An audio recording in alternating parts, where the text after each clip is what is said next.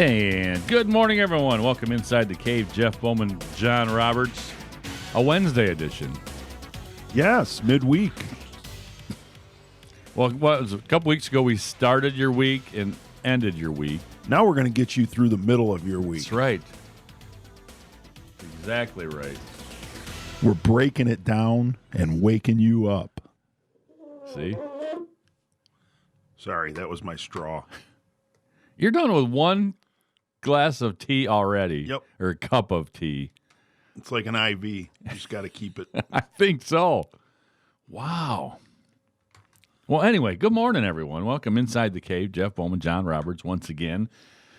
The Wednesday version. We're letting Ian sleep in a little bit. He had election coverage last night. You know, his real job here is doing real the news. World news.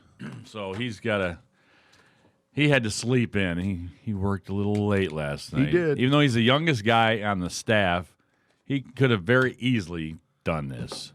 He could have, but Because I guarantee, I don't know, we didn't probably go to bed much earlier than him. no. But hey, It's all right. he was doing important news work. Well, the last interesting night. thing is that, Getting the election results out to the people. I'll get to sleep in a little bit on Friday then. There you go. So I'll take it that way. But again, we are here inside the cave. A lot of stuff to talk about this morning, so stay tuned. Yeah. Be ready. Give us a call, too, this morning. We want to some reactions of some different things we have going on. A couple things we have going on. 5 players you forgot played for the Tigers. So we're going to break down some people that maybe you didn't remember played and that they did something when they left. And if you've got any other players out there that are, some Lions, some Wings, other Tigers. Pistons. Yeah, that you go, wow. They did something really good somewhere else, and I kind of even forgot they played for the Pistons for a minute or – so just let us know on that. We do have and also another thing I found on the Athletic, great website with a lot of insight from everywhere else, has a debate. Would you rather have the 2012 Miguel Cabrera or the 1911 Ty Cobb? So pretty interesting article on that. We're going to dive into that a little bit too. So a few things to talk about. Got some high school things maybe we can chat, some other sports, a lot of stuff. So there's a lot of things going on in the middle of the week. Usually not here on a Wednesday, so. Well, things are happening in the world, Jeff. You're busy doing other things, and it's usually up to Ian and I to we're past the weekend. Yes. We're not quite to the next weekend. Right. So we're like the bridge is how we like to look at ourselves. You're the bridge? We are the bridge over the troubled sports waters. I'm picking up your sarcasm. Well, I should hope so, because I'm laying it on pretty thick. Thank you for that. There you go. So anyway, this is what we got going on. Now for an Inside the Cave sports update. So there you have it. Detroit Lions quarterback Matthew Stafford was removed from the COVID-19 reserve list Tuesday and placed on the active roster after what the team called a false positive test. Stafford appeared Saturday on the COVID-19 list, which means a player either has taken a test that has come back positive or has been in close contact with someone who has been diagnosed with the coronavirus. The Lions, in a statement released Tuesday, said Stafford never had COVID-19, and instead had a false positive after 2 negative tests last Tuesday and Wednesday. On Friday, Stafford took a test that came back positive on Saturday. His following 3 tests were all negative. So, to be clear, Matthew does not have COVID-19 and never has had, and the test in question was a false positive. Also, all of Matthew's family have been tested, and everyone is negative. The Lions are paying attention to false positive because they could cause a player to miss a game if they occurred during a regular season. It's one of those things that are going to be questionable for sure. But at the end of the day, we know coming into this that there were going to be situations like this, linebacker Jared Davis said. It's just something we hope that NFL and NFLPA can continue to work at, I guess. Knock things out, knock situations out that are going to come up like this. So this might be the first one that we've heard about, but I'm sure there's more going to happen. Yeah, that's an interesting thing right there. It really is. Because if you like, maybe it's a game day or, that's where it could be critical. Yeah, that's going to be the tough one. I don't know what the testing schedule during the week once they start playing games is going to look like. I would guess they're going to get tested on Mondays after a Sunday game. Normally they don't come in on Mondays, but I'm guessing they may have the players come in to be tested. Right. And you'd like to think they're going to know those results on Monday. And to give you a chance, if that's a positive, to test a couple times. Exactly, a Wednesday or even a Thursday. Well, yeah, because you say, look at this. So, I mean, it's he great had a false positive after 2 negative tests last Tuesday and Wednesday. Then on Friday, he took another one. And then he's had 3 since then that have all been. So, I mean, when you do that with positive, they're testing like crazy to make sure to see what's going on with it. Sure. Well, and it's science. I think false positives happen in scientific experiments all the time in medical tests. Right. And I don't think this is anything revolutionary. I mean, I'm no scientist. Anyone that ever sat with me in science class in school knows that.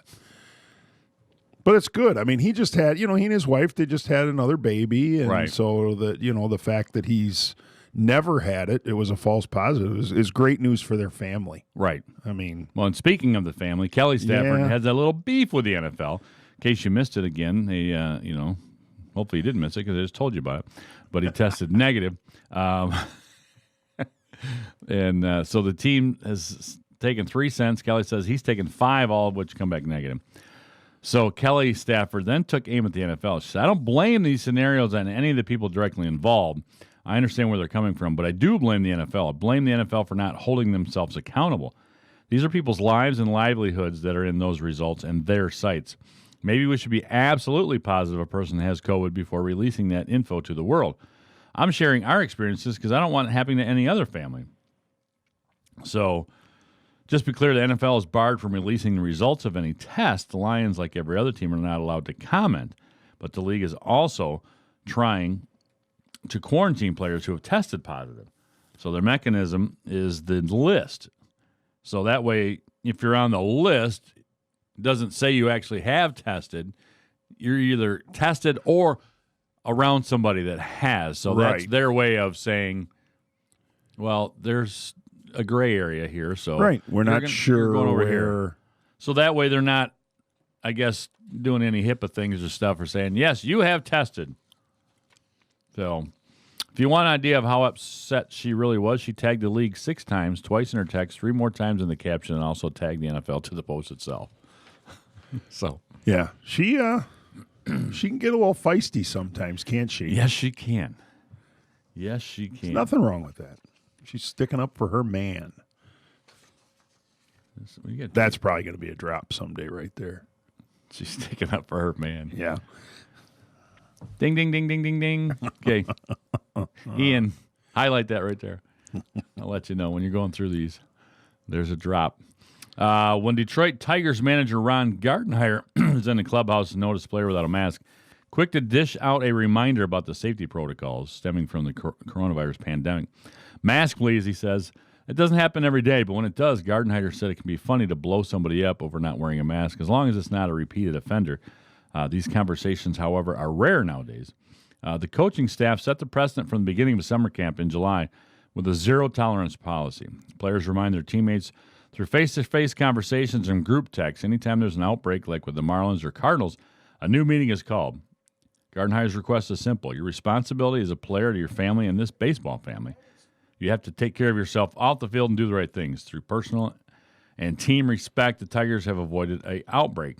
On Monday, MLB announced the Cardinals had 13 positive COVID-19 tests, 7 players, 6 staff members, and would not travel to Detroit.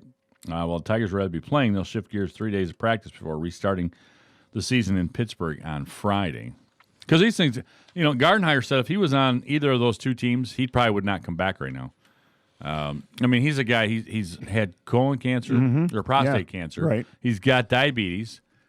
He's like, I'm not going to be around that stuff. Because there was question whether he was going to be around in the beginning anyway. Yeah, I mean, he's had his own health issues, so he's maybe a little more susceptible to catching this. And, We saw the other day. I don't know if that's been talked about. I didn't catch yesterday's show, but Doug Peterson of Right. the Eagles, the head coach of the Eagles. Yep. I mean, he tested positive, and so these coaches are older. The officials are older. They're probably the ones that are more at risk to Right. catching or testing positive for COVID than the players who are, Right. and that goes kind of along with the prevailing thinking that younger people are less susceptible to it. And, coaches aren't quite as healthy as their Right. players usually. I mean, they're just not. They may exercise, but they're not exercising to the level that the players Right. are and working out. And there's rumors out there now, like the Cardinals supposedly went to a casino. And and I know you got to live your life. I understand that, but you also need to take care of how you make your living, Right. too, as well. Well, that's garden high Ray. Your responsibilities as a player are to your family and this baseball family. I mean, exactly. I mean, that's you're responsible to your own personal. That comes first, Right. obviously. So you don't want to do anything to jeopardize your wife and or children or her husband if you're Right. a female athlete, I guess. And yeah, I mean, your family's got to come first. Well, and then did you see Jeter's little press conference? Little. Yeah. They went out to get milk, or I Yeah. mean, they got some clothes. Come on. I mean, Derek, We know people we know you were Mr. Clean as a Yes. Yankee, of people course. are a lot smarter than that to say. And I like Derek Jeter. You don't have that many people with an outbreak because some guy went out to get a cup of coffee. Went to the 7-Eleven to get a quart of milk for his room. Yeah. No, that is not happening. It's probably more than one guy, and, a few things happen. So, Come on, Derek. yes, You were going to be a Michigan Wolverine. Be better than that's that. right. He was a Maroon. Yeah, he was a maroon. NBA, latest mock draft has the Pistons picking 5th and selecting LaMelo Ball from Australia, this says. It's where he was playing, but Yeah, he's not not really from Australian. He's from California. Cali.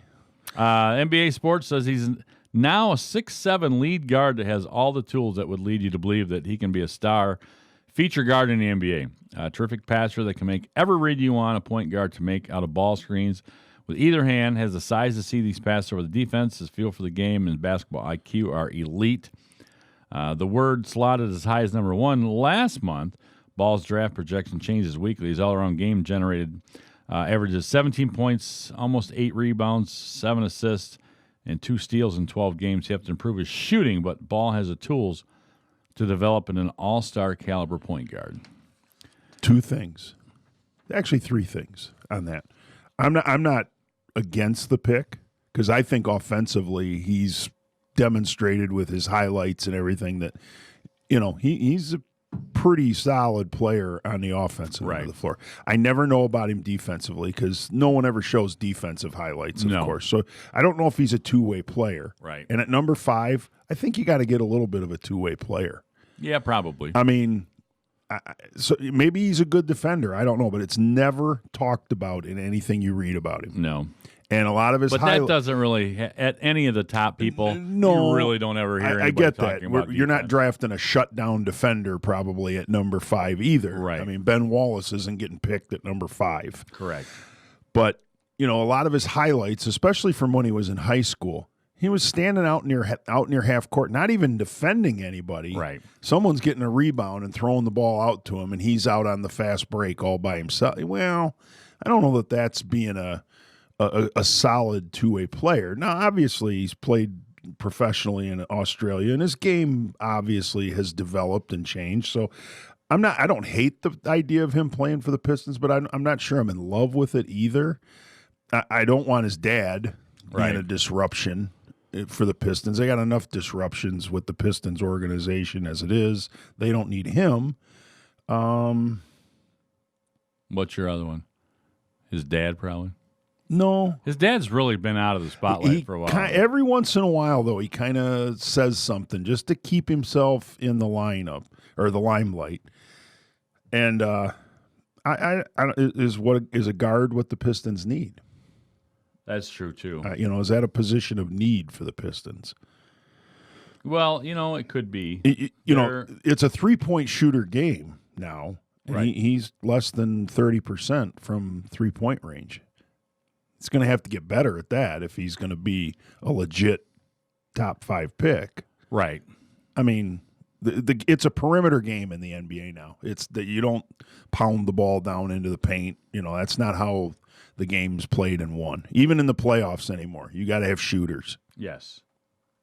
Yeah. No, I agree. And that's, watching some of the NBA out there right now. There's what I see the other day. There was one quarter where I think there was only like 1 or 2 point shot attempted by players. So. Okay, Rutgers football already dealing with a substantial coronavirus outbreak, which led the program to pause voluntary workouts. The Scarlet Knights had 15 positive tests among players, and that number has nearly doubled. According to a report from Keith Sargent of New Jersey Advanced Media, positive cases for Rutgers are up to 28, and that doesn't include multiple staff members who have also tested positive. Sargent reports that multiple players are experiencing symptoms while numerous players are asymptomatic. Rutgers player returned to campus on June 15th, had 2 positive tests. The July 25th program had 6 more, which led to a pause in voluntary workouts. The number increased to 15 last week, and the New Jersey State Health Commissioner blamed the outbreak on a party attended by the athletes. Players are currently in isolation through August 8th, the day after the NCAA will allow training camps to open nationwide. The Big Ten has not yet determined when it will allow all its member schools to open camps. In total, 5 schools in the Big Ten have had to pause voluntary workouts at some point. Big Ten's been real conservative or slow, or I don't know what the right word is. Well, they were like the first, though, that said, okay, we're only doing They were that, They only. did, but since then, Big it's Ten like schedule. Now No. today, it's supposed to come out today. The Big Ten schedule, 10 games, conference games only. But I was reading, somebody was saying Well, they don't know if they're going to play. because I think of there's still some doubt because of the Rutgers thing right now, they stopped putting the schedule out. They're not going to do it today because Rutgers might shut down their football program. I mean, they might. Of course, the wise guys on the internet, well, they're not going to win a game anyway, so that's kind of not the point. But I'll tell you, though, you look at Rutgers, and I haven't looked at statistics lately, but, they're right next to New York City, which is a fairly high-risk area, or was. I don't know if it still is, Right. But it was, and you want to send your team into Rutgers to play. You talk about a team being on lockdown. Right. You're not going anywhere. Yeah. Well, and again, We'll deliver your food to your room. they're saying this was from a possible party situation and stuff. And so, and that's one thing that, when we talked with Mike Duffy last week, Duff said, hey, we got to make sure our kids are being smart. If they're going to do stuff, they're doing it together. They're getting he's kind of called it their own little Adrian College bubble type of scenario. But It's like, hey, once you get on campus, stay on campus. You're not going other places. And if you're in a team setting, stick with that team setting. You don't need to go out and, A, maybe spread something to others, or B, get something from others. Kind of stay amongst yourselves, which is hard. You're telling a bunch of college kids. Yeah, it's easier said than done when exactly. you're 19 years old. Mm-hmm. Yeah. 20, 21 years old. Yeah. That's for sure. That would have been it's tough. I'm not saying it can't be done. Right. But you got 100-some guys you're trying to. It's a little. I mean, an NFL roster, let's say it's half that size. Right. Adrian College and others, they got 100 football players plus all the other sports. Right. They got to worry about. That's right. So one more thing. Brooks Koepka will begin his quest for a third consecutive PGA Championship title at 11 a.m. on Thursday at the TPC Harding Park out in San Francisco, playing alongside the last 2 major champions, Shane Lowry and Gary Woodland. Tiger Woods, the other major champion from 2019, will be 2 groups behind them, along with 2 other former PGA champions, Justin Thomas and Rory McIlroy. That's a nice little threesome there. They will begin. Pretty good player. Yeah, they will begin on the 10th tee at TPC Harding Park, which is hosting its first major championship. Because of the coronavirus pandemic, it'll be the first major to be played in 2020. Koepka is coming off a tie for second at the WGC FedEx St. Jude Invitational, his best finish of the season. He's trying to join Walter Hagen as the only players to win the PGA 3 straight years. Hagen did it 4 times, 1924 through 27, when the event was contested at match play. So I guess you really can't compare apples to apples when it's... No, but we're going to have to ask Pat how good a player Walter Hagen was. Yeah. Maybe John. They might know. Probably saw him play. Probably carried his bag. Could have. Okay, with that note, luckily nobody's here to yell at us between those two. Although they've probably been awake since 4. We're going to get a phone call. We are. We'll be back with more Inside the Cave right after this here this morning. 96.5 We kid. We kid. Because we care. 96.5 The Cave. Sports for Lenawee County. Hi, this is Dennis from Abbey Carpet and Floor, and it's easier than ever to tap into the convenience of smart home technology during the Hunter Douglas Smart Shade Savings Event that's going on now through September 7th. Enjoy valuable rebates starting at $150 on qualifying purchases of Hunter Douglas motorized shades like insulating duet honeycomb shades or dramatic pirouette window shades or the revolutionary Sonnet cellular roller shades, all equipped with the advanced wireless technology of PowerView motorization. Using this smart technology, the associated smart hub, and the mobile devices you use every day, you can easily program your motorized shades to move automatically to the scenes and schedules you set. Plus, PowerView integrates easily with some of the most popular home automation systems, intelligent shades, and smart savings. Connect with rebates now through September 7th. Limitations and restrictions apply, so ask us for details. Abbey Carpet and Floor, America's choice in floor fashion since 1958.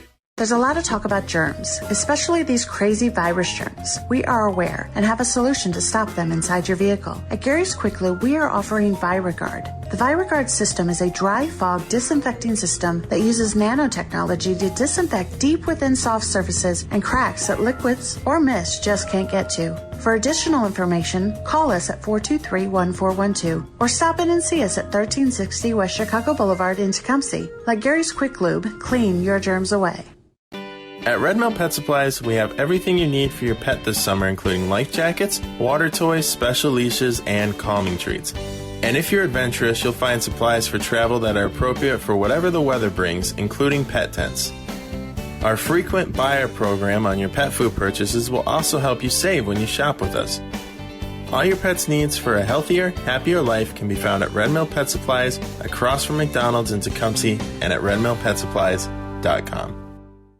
We're talking with Steve Hayes from the Hayes Insurance Agency. Steve, what does it mean when we say you are independent agents? Independent just simply means we have more than one carrier to go to.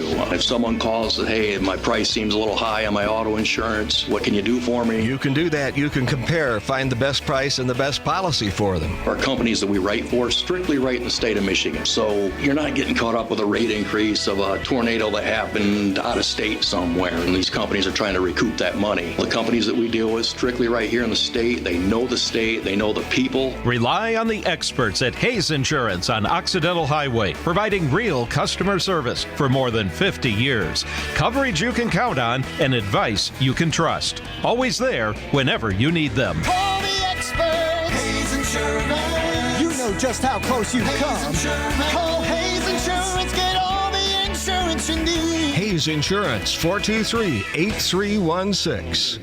With our 8-year track record of teaching success through Tecumseh Virtual Academy, we are prepared to educate your students. Hundreds of students have taken core subjects and AP classes and gone on to graduate while participating in the TVA Dynamic Learning Community. This year, crossover options are available for in-class and online learning. With equipment and our experienced support staff provided, we invite you to contact Tecumseh Virtual Academy to explore your students' options. Go to TVA Tecumseh online or find our link on WLEN.com. As you feel the blades of grass tickle your bare feet, a subtle breeze stirs the green leaves overhead. There you are, sipping a cold drink, admiring the beauty and solitude of your own landscaped backyard. The realization has set in. Calling Sealers Landscape and Design was the best and easiest decision you've ever made. Their 3D design program brought your paradise to life. Now for the tough decision, where to put the hammock. Call Sealers Landscape and Design at 442-4823 for a free estimate today. Ready for a new or pre-owned car, truck, or SUV? We have rates as low as 1.99%. Hi, I'm Carrie Watts, Finance Manager at Suburban Chevrolet of Clinton. You heard me right. You could qualify for financing as low as 1.99% on the purchase of your next new or pre-owned vehicle. You may even qualify for financing with no money out of pocket. We work with 20 different lenders, so financing is guaranteed. Let's run some numbers and get you in your next vehicle from Suburban Chevrolet of Clinton.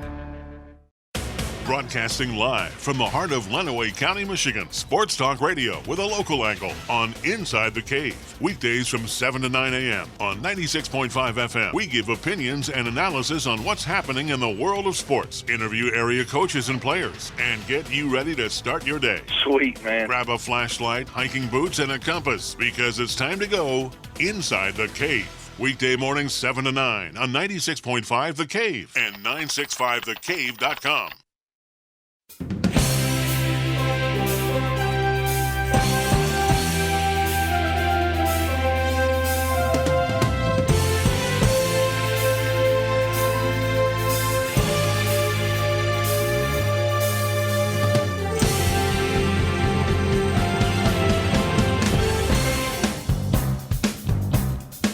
No, there's not a game coming on, but welcome back Inside the Cave. You're cracking me up over there.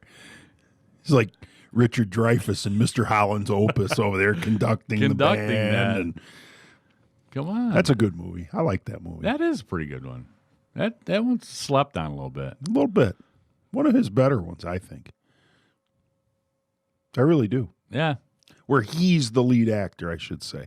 He's pretty good in Jaws. Yeah. What about Bob? I'm sailing. I'm sailing. That is a good movie. That's a very underrated comedy. It is. Yeah. I'll tell you a story about that movie in school off the air. Okay. Well, we're Inside the Cave this morning. John actually put a little. Did you Twitter? I did put a little Twitter question out there for our listeners on the Cave Twitter, which is at 965 the Cave. Just asking our listeners if they could think of anybody who's a Detroit sports figure that maybe played for one of our 4 professional teams for a minute, but you kind of forgot, and they were maybe a little more well-known for playing, for another organization, and maybe at the end of their career or at the beginning of their career, they played for maybe a year or less for the Tigers, or I guess 2 years. We could probably kind of. The one that I came up with, and this goes back a long ways, was Hall of Fame baseball player Eddie Matthews. Yeah. Most people know him as a Milwaukee and Atlanta Brave. He probably never played for Atlanta, I guess, because he was with the Tigers in '68. I don't know when they moved to Atlanta. I'd have to look that up. Maybe he was an Atlanta Brave.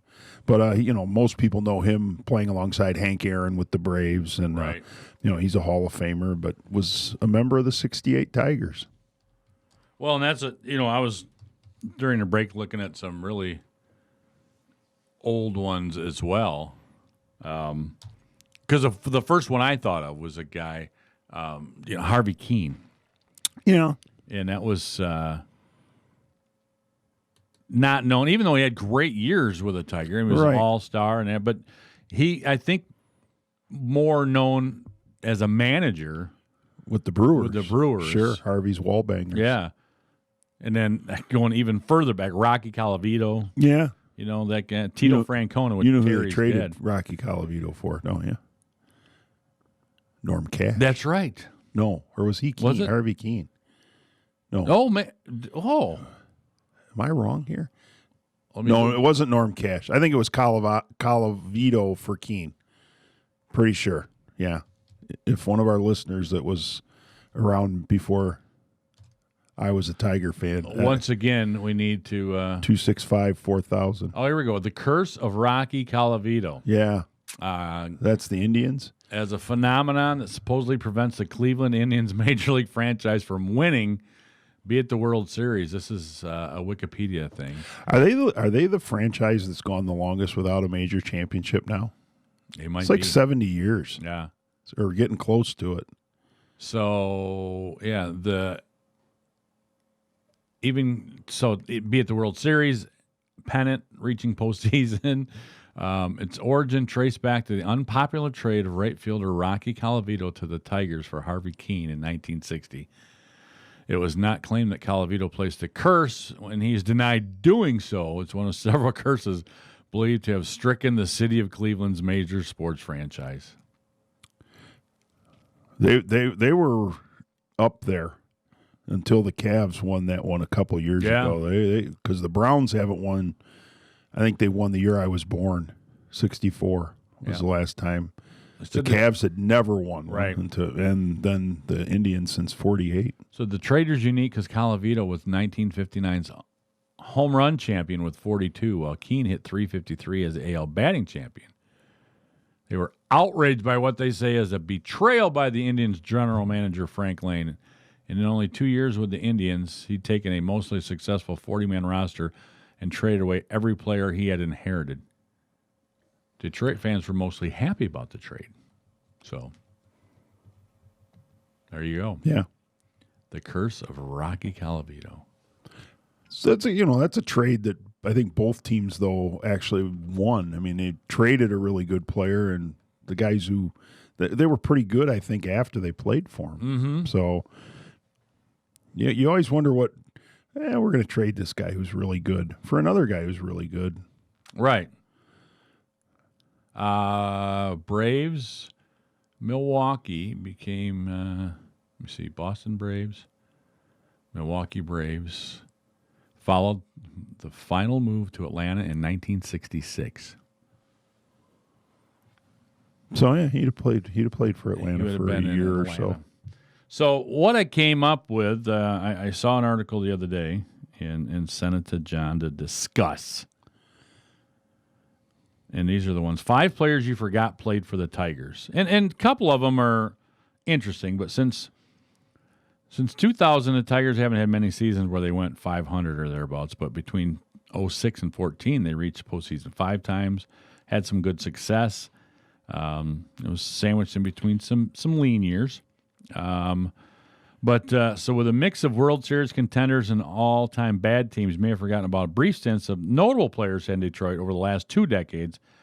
Here are 5 notable players that you may have forgotten spent time with the Tigers. Gabe Kapler, who now is the manager of the San Francisco Giants. Yeah. That's kind of where people outside of Detroit know who Gabe Kapler is. They traded him to the Phillies, the Tigers? Dealt to the Rangers. That brought in Juan Gonzalez. Gone. Juan Gone. That's right. But he was got to be. Is he on the list? No, he's not. But Kapler was a 57th round pick, which is, you think about that. I mean, they had 5 rounds this year. Yeah.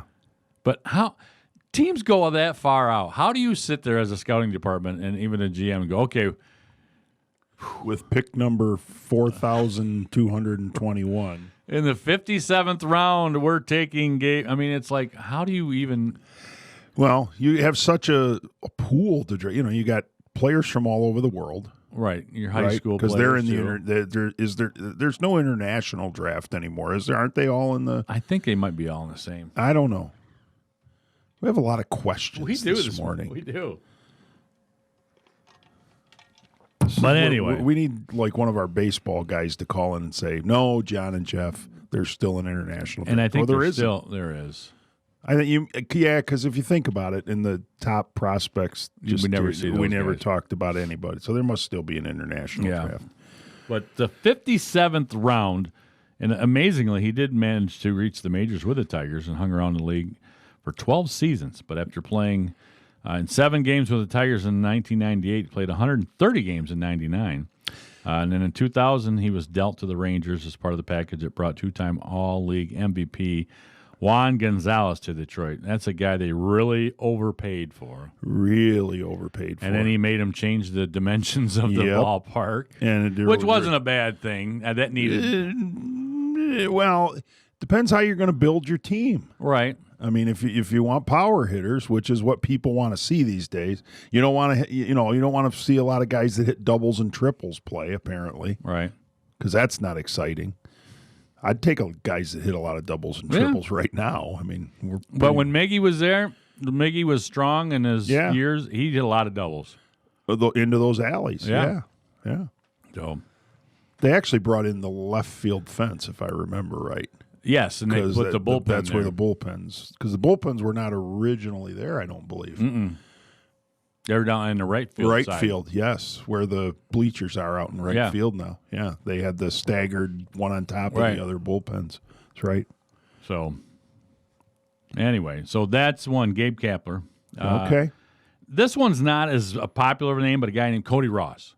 Pretty memorable for career, most notably with the Marlins, Giants, and Red Sox, where he won a couple World Series. World Series, yeah. He was initially selected by the Tigers in the 4th round of the 99 draft. He tore his ACL in September of 2003, which cost him that and 2004. Just playing 6 games at the major league level with the Tigers, he was traded to the Dodgers in a deal that allowed Dombrowski and company to acquire this name, who was a dandy, Steve Collier. Oh. Collier has a 6.47 ERA in 41 whole games, so that's a heck of a trade. He got nobody back for him. One of Dombrowski's better deals, it looks like. Yeah. But he made some good ones, but that might not be one of them. No. So that was... I mean, he didn't give away Hall of Famer Cody Ross for Steve Collier, but a guy went on to have some success with other teams. Yeah, and Collier pitched in 41 whole games for the Tigers. Well. And here's another one as a managerial name, A.J. Hinch. He played at UT. Pretty sure he did. Man, you got questions after questions after questions. This is why we need a research staff, Jeff. I have questions. Well, I'm pretty sure I can look it up. You keep talking. It's your article. That's right. I got a computer here. Well, I do too. Yeah, but you're slower on it, I guess, this morning. Or you would have actually had that question. Well, when you said his name, I think he played for University of Toledo, A.J. Hinch. Or he's from Toledo. There's a Toledo connection there. He played in Toledo for the Mud Hens, probably. That's what I'm thinking. That's probably, yeah. Like a lot of Tigers. I played in Toledo in the summer. I coached in Toledo. I never played there. I never played. We played a lot. I played in the senior Knothole League in summer baseball in Toledo. I've heard of that. Joey Brown Field. Remember Joey Brown? Yeah. No, actually, I coached in that league. Did you? Yeah. When I used to coach baseball with Greg Jackson at Adrian High, we used to take a team down in the summertime. Yeah. Uh-huh. Yeah, that was because when I was playing. Yeah, I remember that. When I was playing at Legion in Blissfield, there really wasn't a Legion league. Sure. You know, there wasn't enough teams that do all that. So we played down in that was like a Connie Mack league. They had the junior knothole for the younger kids and the senior knothole. Early life, Hinch lived in Nashua, Iowa. And when he was 8, moved to Oklahoma. Yeah, he went to Stanford. Nothing about Toledo anywhere in his bio. I'm going to bet when he was with the Tigers, he got called up from Toledo. Probably, although I don't think so. I don't know. Because he was with the Royals and then with the Tigers for only a year, so he may not have ever even been in Toledo. Is he more famous or infamous, would you say, A.J. Hinch now? Ooh, that's a good question. See, I have questions. But anyway, back to who A.J. Hinch is, just for you, the people that aren't sure. Before his managerial stints with the Diamondbacks and Astros, he played parts of 7 major league seasons. He got 74 at-bats across 27 games for the Tigers. So he probably was in Toledo. He only played 27 games for the maybe Tigers. I saw him play in Toledo when I went to a Mud Hens game. That could have been. He would play in 4 games for the Phillies in 2004 before transitioning into coaching. So he's a catcher. Yep. Yeah. So I would think catchers make the best managers. They do. smart guys. I think right now he might be more infamous. Oh, yeah. As manager of the Astros that allowed the trash can gate. See, it sounds wooden. We need something metal to bang on in here. Your metal water bottle's not cutting it, I don't think. I don't have enough something to bang it with to make it loud enough. Okay. There you go. Curveball. 1 if by land, 2 if by sea. Oh, goodness. All right, we got to take a break, and then we'll come back and talk about a few more players. And again, give us a call, 265-4000. We would love to talk past Detroit athletes with you. We really would. 265-4000. 517 is the area code. So if you've got some ideas of some players, we got a few more that we're going to talk about, and then maybe some of the other sports as well in Detroit, and see if there's other ones that we can kind of throw out there for you. But again, give us a call or send us an email, sports@965thecave, or put it out on Twitter on John's on the Cave post out there. And so again, let's have some dialogue this morning inside the Cave here, 96.5 The Cave. Where Lenawee County tunes for sports. 96.5 The Cave. We are so grateful to our local heroes, those serving our community every day, to the people working at our grocery stores. We are encouraged by your bravery as you keep our homes stocked with food. To our first responders, how we are grateful for your courage when you come to the need of our community. To our medical personnel and their support teams, working on the front lines to combat this deadly virus. Words are not enough to express our gratitude.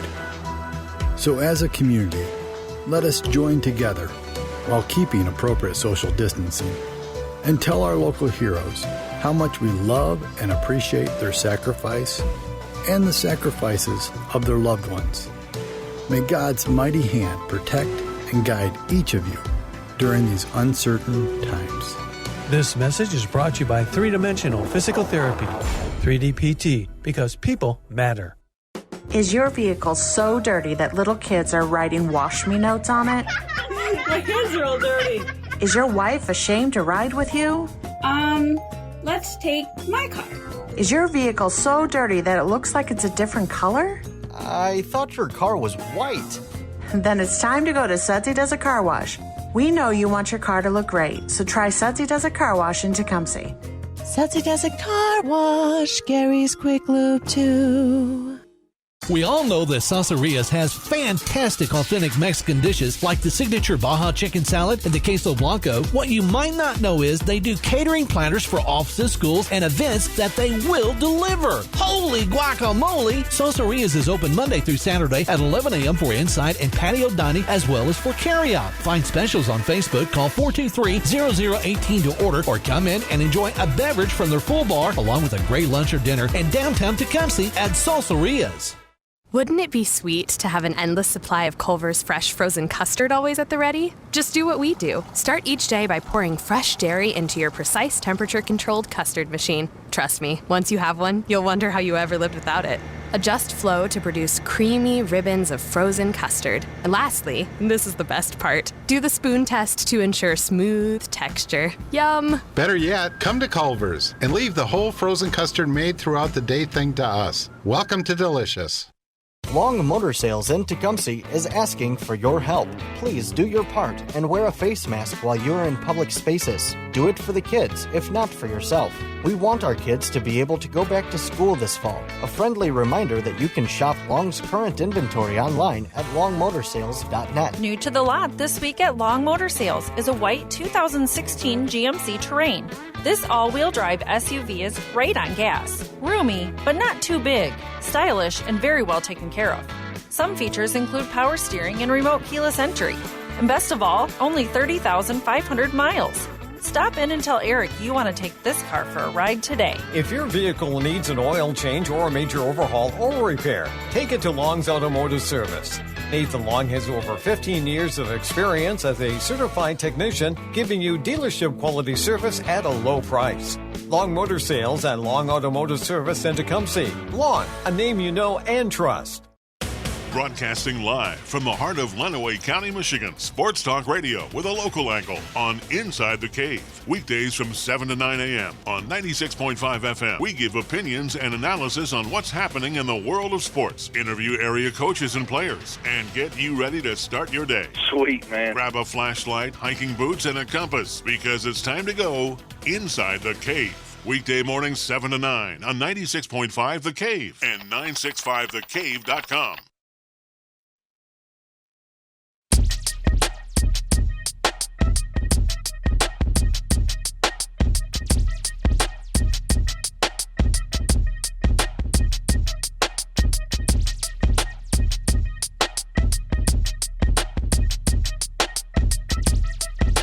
John Roberts has got skills. Not sure. They're not dancing skills, but I always laugh about my chair dancing skills, but John's feeling it this morning. So Wake Up Wednesday. That's right. That is right. I got a bad feeling about this. All right, so back to our list of players. And we've actually come up with a few more lists while we're doing our lists. So it's kind lists upon lists. It's kind of fun this morning because usually I'm never here on Wednesdays when John and Ian do their lists of stuff. So I'm kind of listing out here. We only usually do one list, though. That's a good one, though, by the way, there. You're listing like a ship. I get it. We usually only do one list. But it's okay. But see, I'm not usually here, so we got to do more than one. We're like making up for lost time. You and I doing a lot of lists because we don't ever do lists hardly ever on Monday. No, we have other stuff. We do. We got the weekend. Yes. To recap for everybody. Matt Stairs is another one that was. Ooh. Unless you're a fan of the Dodgers, there's a pretty good chance that you enjoyed watching Stairs hit 256 home runs during a 19-year big league career. Stairs was with the Tigers late in 2006. He joined the team after stints with the Royals and Rangers earlier that year. Homered twice and drove in 8 runs and 41 at-bats for the Tigers. He didn't join the team until the middle of September, meaning he wasn't eligible for postseason where the Tigers would make a run to the World Series. He helped them get there. But he didn't help them win it. No, which was too bad because he would have. If he'd have been on that roster, he would have helped them. Yeah. I liked him for the minute he was here. Yeah, he had good left-handed power. Yeah. I mean, that's about it, though. Okay, here's the last one on this list. Aubrey Huff. Like Ross, he had a forgettable stint in Detroit before landing with the Giants and becoming part of the team of castoffs that won the 2010 World Series. In August of 2009, he was waived by the Orioles and ultimately traded to the Tigers. He just hit 189 in 40 games with the Tigers. I think he was one of the original Tampa Bay Rays. Oh, he might have been. Pretty sure. Yeah. Well, they were Devil Rays. They were the Devil Rays back then, yes. That's when the rookie. I think the Tigers beat them in their very first game ever. It's another thing we need to look up? No. Oh, okay. So some other ones that I was kind of thinking about when I saw this list, some of the other sports, because the interesting thing is, I mean, we talked too that this is one of those things where some of the other sports we have gained a lot. Like you look at some of the Pistons years when they won championships, they had some cast-offs. You know, guys like Chauncey that went through a few teams. Yeah. You know, and didn't do anything until he got to Detroit. Yeah. Because he had played for the Celtics and the Nuggets before, yeah. I'm pretty sure. And then, you know, Ben Wallace. Yeah. You know, he was another cast-off. Yeah. Bill Laimbeer. Yeah. They got him from the Cavs. Cavs. Yeah. And nobody liked him. And nobody liked him outside of Detroit. Yeah. We've had those guys over He's the the only years, guy but the only people that like him are guys that are in that city. Yes. You don't like, as you know, if he's in Cleveland, they hated him. Well, not while he was playing there, probably. No, but once you leave, yeah, he's one of those guys like, nah, nobody liked him. You know who else I always thought was like that? Vladimir Konstantinov. Yeah. If he was not a Red Wing fans would have hated him, I think. How many people still had a hard time liking Chelios? Yeah, it took a while. He had to win a Stanley Cup for people to like him. Yeah. And open a chili bar. Mm-hmm. And it still had a people, and then when that was done, he kind of went back to Chicago, too. Yeah, he was never really like one of us, No. He was with us, but he wasn't one of us. Right. Yeah. There you go. Even guys like Sheed. Who? Rasheed Wallace. Rasheed Wallace. I wasn't sure what you said there. I'm like, who's Sheed? Sheesh. Rasheed was the guy, too. Yeah. Atlanta basically gave him to us. Well, he's a bit high maintenance. He was. He was. But he was key to winning that 04 championship. Yes, he was. But so those are some of the, names you think of. And then, like, even of recent years, you get a guy like Kyle Van Noy from the Lions. He started with the Lions, but was nothing with the Lions, and he didn't fit in. And washed up a bust. Basically just kind of let him go to the Patriots, and all of a sudden he becomes a starter, wins championships. It's like, and is a key part of their defense. Yeah, and now he's a big part he of left, though, and now he's getting paid somewhere else. We're gonna have to look that up. Yeah, where'd he go, to Miami? I think so. It's in the division, I'm pretty sure. This is a definite day of information overload. Kyle Van Noy, linebacker for the Miami Dolphins. Good job there, Rain Man. That's right. Drafted by the Lions in the second round after playing at BYU. So, yeah, in New England from 16 to 19, and now Miami. 2-time Super Bowl champion. Who would have ever thought when Kyle Van Noy. That's what's going to happen with, like, Jared Davis. Right, probably. He's going to wash out with the Lions. I mean, I hope he doesn't, but I'm not sold on him. No, not at all. But then you get, when you talk about guys that left and went somewhere else, and remember Steve Kemp. Remember that name with the Tigers? Yeah, but he didn't win a championship. No, I know, but he was still. Chet Lemon. Got Chet Lemon for him. Ooh.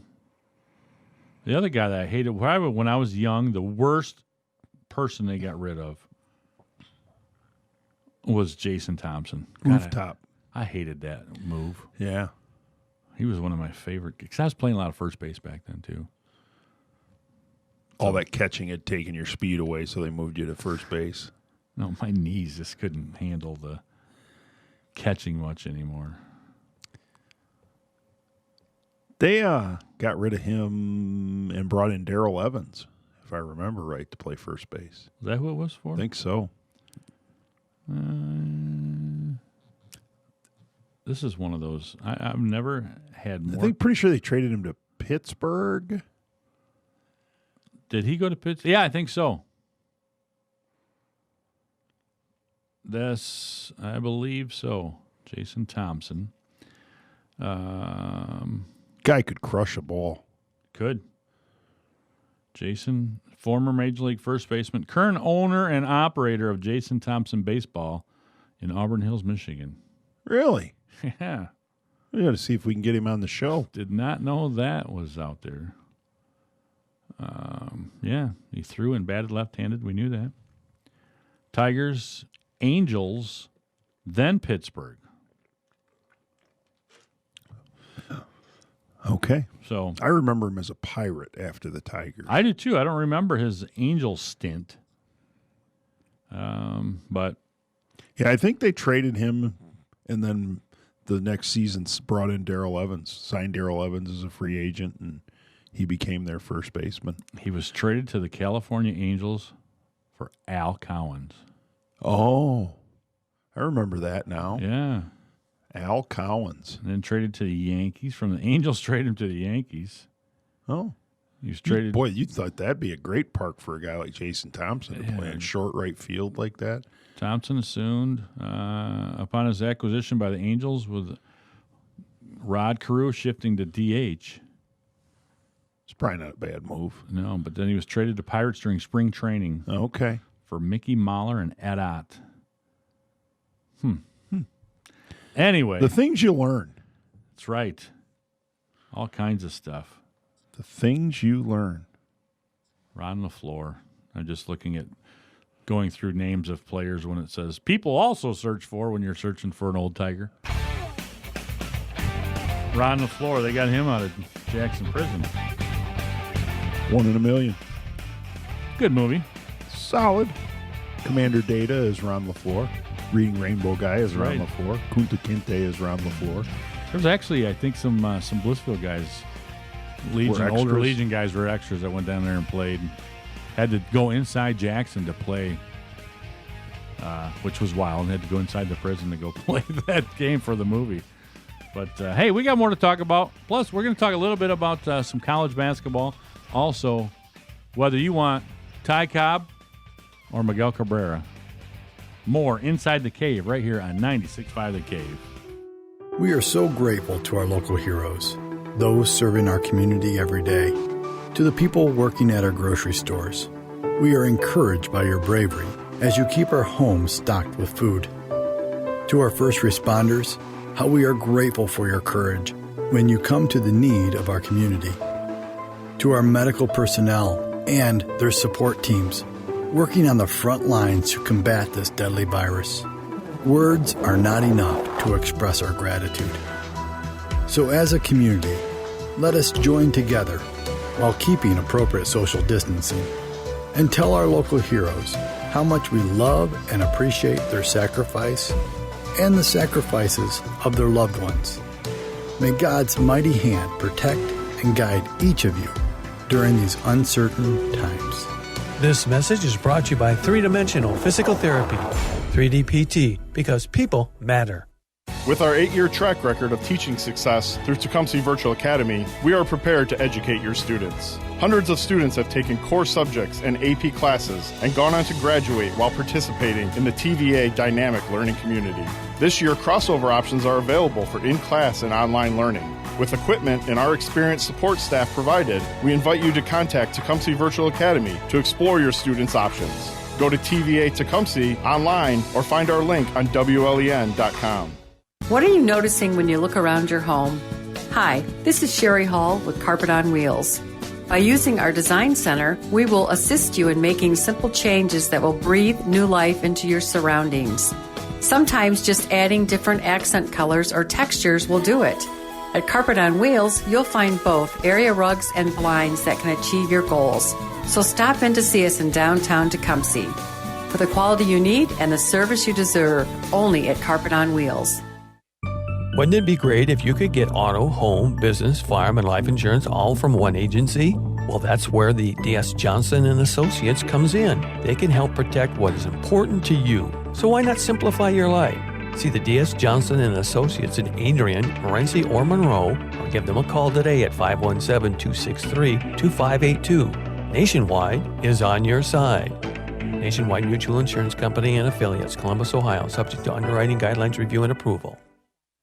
Broadcasting live from the heart of Lenawee County, Michigan. Sports Talk Radio with a local angle on Inside the Cave. Weekdays from 7 to 9 a.m. on 96.5 FM. We give opinions and analysis on what's happening in the world of sports. Interview area coaches and players. And get you ready to start your day. Sweet, man. Grab a flashlight, hiking boots, and a compass because it's time to go Inside the Cave. Weekday mornings 7 to 9 on 96.5 The Cave and 965thecave.com.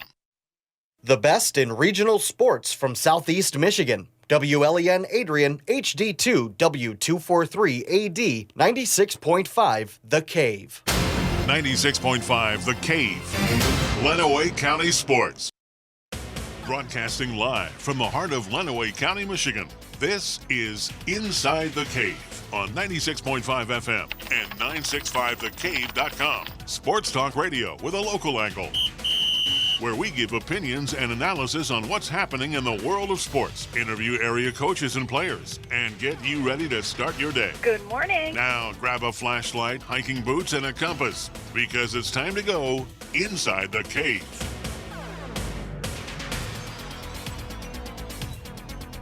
And good morning, everyone. Welcome back inside the Cave. Jeff Bowman, John Roberts.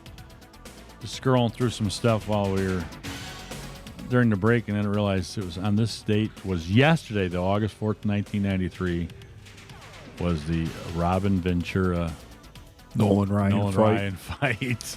That was a beauty. That was. You got a 27-year-old or 27 years since Robin Ventura charged him out on a 46-year-old Nolan Ryan. 46-year-old. He stood in there and held his own. Held his own. He kicked the tar out of him. He had a little blood on him, too, but yeah.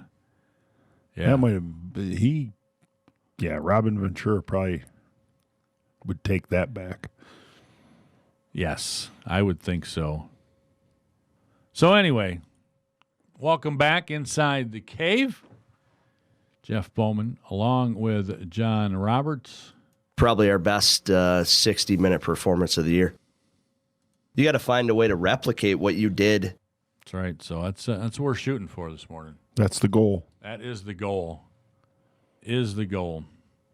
So, little MLB action last night. Minnesota over Pittsburgh, 7-3. Cleveland gets past Cincinnati 4-2. Battle of Ohio. That's right. Tampa Bay gets by Boston 5-1. Washington over the Mets 5-3. Atlanta whipped on Toronto 10-1. They've had to play in Buffalo probably. I haven't followed that Buffalo story since that's where they've decided. Yeah, I said that's where they were going to play. I know originally. Miami over Baltimore 4-0, and White Sox over Milwaukee 3-2. Cubs 5-4 winners over Chicago. Colorado 5-2 over San Francisco. 5-1 Oakland over Texas. Dodgers get by San Diego 5-2. See, the Padres are back to the brown. I like it. I do too. Just thought about that because this logo is still kind of a navy on the screen here. But yeah, no, they're back to the original brown and gold. You gotta love that. Yeah, it's my junior high colors. Well, I mean, that's more of a Padre color. You look at the old school, with their brown robe that they always had on with the little gold rope around it. Yeah.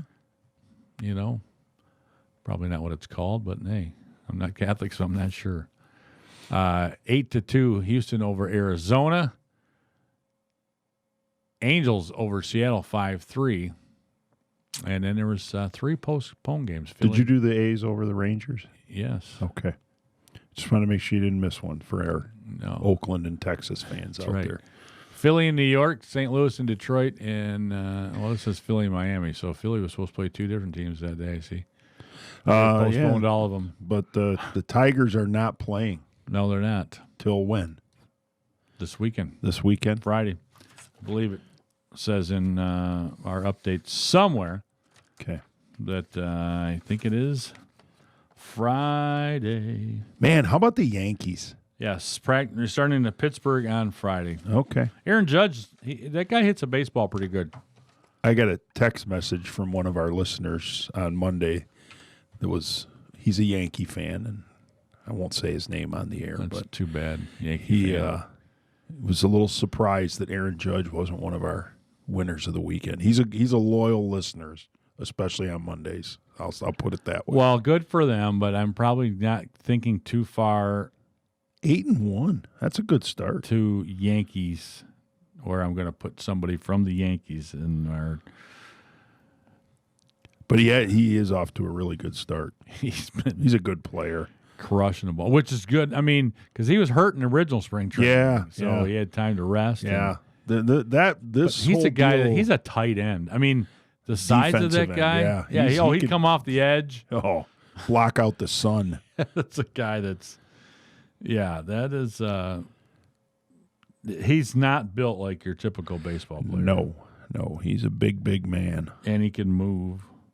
How about the Marlins, though, sitting in first place with a 3-1 record? After they went and got their milk and stuff. Everybody else has played 8, 9, 10, 12 games. Them and the Phillies, 4. Aaron Judge, 6'7", 282. Yeah. He'd look pretty good in a 3-point stance rushing off the edge. My. Be the first guy you'd want off the bus, that's for sure. That's for darn sure. So, NBA last night, Brooklyn over Milwaukee. That's a big win there. That's a bit of a big upset. 119-116. Dallas over Sacramento, 114-110. Dallas is a team that could do some things. When Ian and I last week, we did our top 5 for the NBA and the NHL. Both of us, neither of us put Dallas in there, but we both talked about Dallas. They got a good squad. They're going to be good for a while. Yeah, they're young. Porzingis is playing well for them now, and Luka Doncic. Oh, that guy's amazing. Yeah, dude just turned 21. Yeah. If you're not you should be buying stock in the Mavericks because if they keep this core group together, they're going to be good for a while. Yeah, because Porzingis is like 25. Yeah, they're a solid club. Yeah, very solid club, yeah. And they could do some damage. Mm-hmm. Because it's still you look at the Lakers out west type of thing, but man. Lakers' windows is open as long as LeBron's there. Plus, Dallas and he's 38. Dallas has got Boban. Yes. Yes. The hands that are huge. And Trey Burke's been playing well for them, too. Yeah. Hardaway Jr., Seth Curry. It's a good roster. It is a very good roster. But, they're not going to win it this year, but I tell you, they could be a factor. Be tough in a playoff series. I know it. Phoenix gets past the Clippers, 117-150. That's a big upset.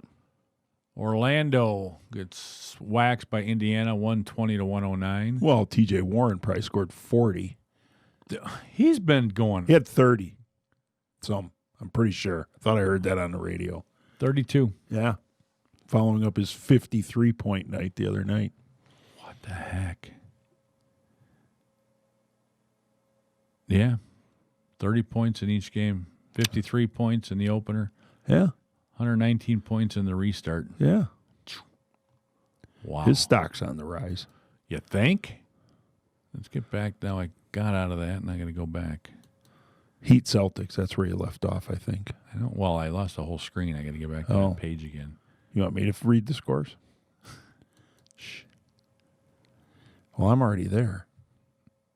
Boston gets beat by Miami, 112-106.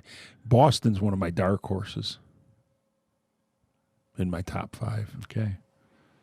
And then Portland over Houston, 110-102. Interesting. But, yeah, Nets and Bucks, and the Lakers, they clinched the number 1 seed in the West. Yes. So now the battle is for 2 and 3. So I'm saying Dallas can be. They could make. Can they make a little run? Well, they'd be the 7th seed right now. I don't know if I'd want to play them though. If you're the Clippers are the 2 seed right now. I'd feel okay if I'm the Clippers playing them. Probably. There's some other teams I'm not sure I'd want to play them, but I think the Clippers match up okay. Clippers are pretty deep. Yeah. They are. They go real deep into their roster with guys that can play. And they're good defensively too. So they're good defensively. But this is, I think it's wild to watch these games. It's just weird because the floors there's not a lot of different paint on them and stuff. Yeah. And then there's it's like a high school gym. There's no the out of bound lines are very. Yeah. It's just solid wood floor. After that, it's weird to watch them. And it is. The stadium like that or the arena, but they've done a good job. I did read this morning though that the second bubble that a lot of people were talking about might not happen just because of risk versus reward for the non-playoff teams. Yeah, they're Yeah, saying like the 'cause Pistons. They were talking about maybe like Chicago or something for Mhm. a second bubble area, but now they're going, is it worth it? We're really not. It's not a monetary value. They're going to maybe show some of the scrimmages and stuff, but it just might not be worth the effort of trying to do it. Yeah. So, you gonna read the hockey scores? yeah.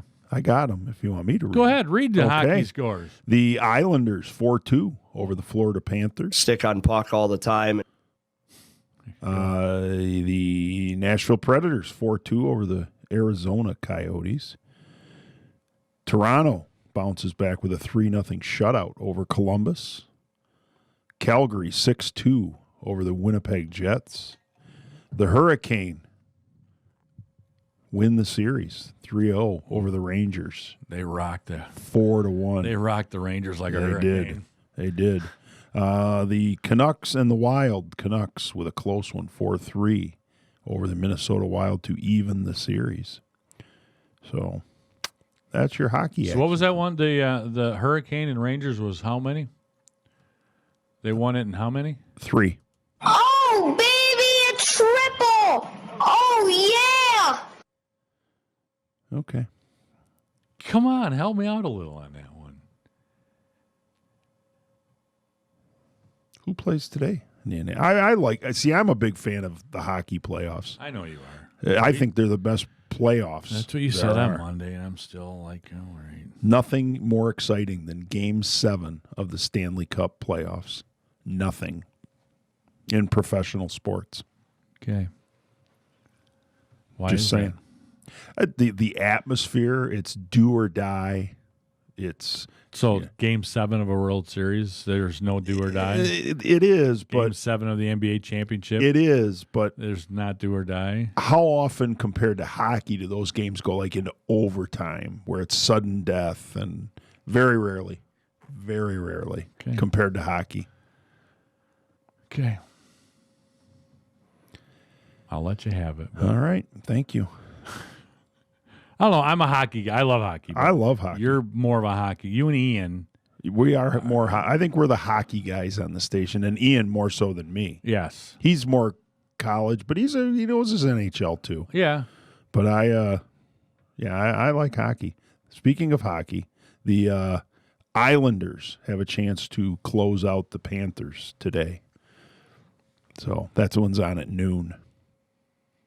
See, that's where they're smart. They got games on starting at noon all day long. Why not? Why you know, I wouldn't mean, you? well, and I think here part of it. I think it's twofold on that. One, they don't have like a TNT, TBS, ESPN huge money contract. No, for their sport. No.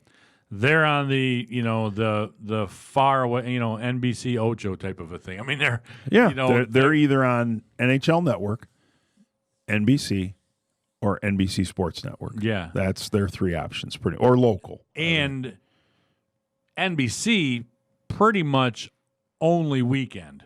Yes, and generally only if it's an American team involved. Well, they got CBC too, I suppose. Yeah, but not everybody around here gets CBC. Right.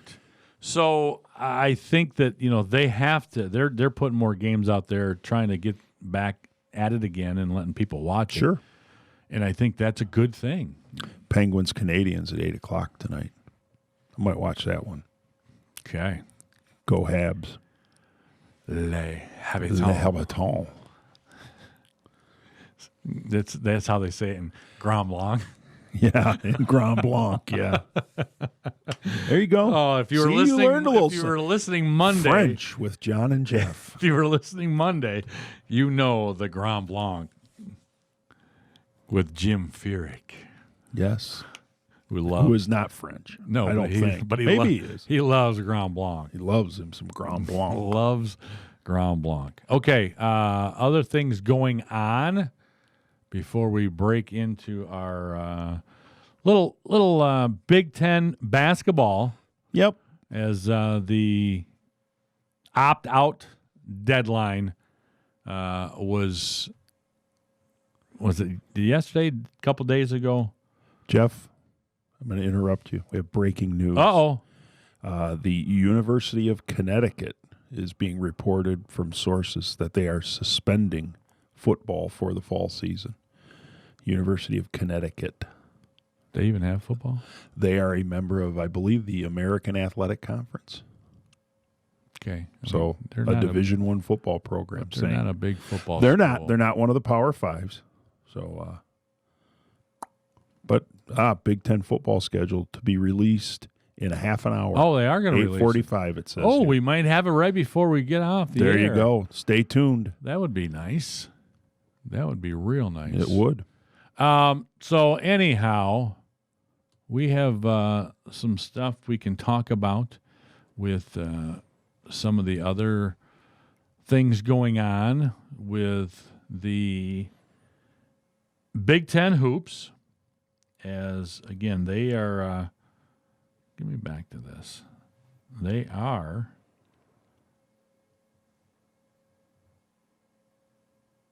Big Ten basketball winners and losers Yes. after the NBA draft decision. So the deadline came and went. It was on Monday. So some teams are better shape than others. So we're gonna get into that a little bit. Also, we've got the big thing. Whether you want 2012 Miggy or 1911 Ty Cobb, who would you take? Well, neither one can run real well anymore. That's true. So That's very true. you don't have that tool in the 5 tools. No, that one's gone. That one is gone. I want to lean more towards Cabrera, and a lot of people will probably disagree with that because Ty Cobb is often thought of as one of the greats of the game. In many people's mind, the greatest player to ever play the game. But you know me. I hate greatest of all time arguments because I know. the game changes. The eras were different. Ty Cobb played in a totally different time than Miguel Cabrera. And Miguel Cabrera wouldn't have played when Ty Cobb was playing. But we both talk about the fact that probably, though, Miguel Cabrera in his time when he was is the best hitter in our generation. Certainly the best right-handed hitter. Yeah. Some people might make arguments for other guys, but they were left-handed hitters. But he's he's a Hall of Famer. No doubt in my mind. No doubt about that. He's a Hall of Famer. The only thing he's going to be missing is probably a championship. Probably. Unless he...